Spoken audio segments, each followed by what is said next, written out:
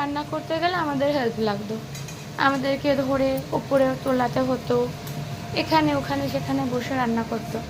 এখন আর কোনো হেল্পের দরকার নেই। কি মনে হয়েছে হঠাৎ করে একটা টুল নিয়ে চলে এসেছে।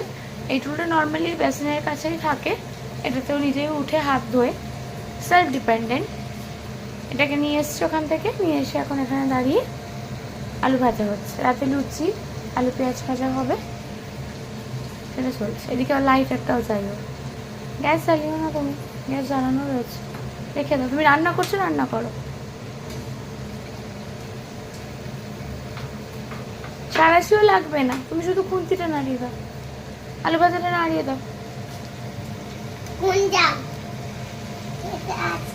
হুম, হচ্ছে তো। কাকে? আলু ভাজাটা কেন? আলু ভাজা বদমাস। কি বদমাইশি করলো?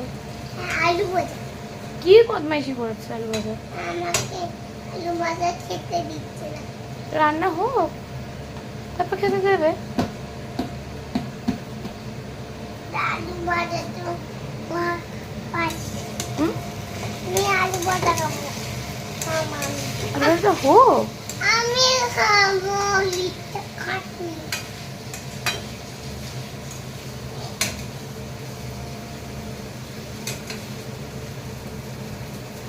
যেদিন যেদিন আমার শরীরটা ভালো লাগবে না, সেদিন তুমি এসে রান্না করো, ঠিক আছে?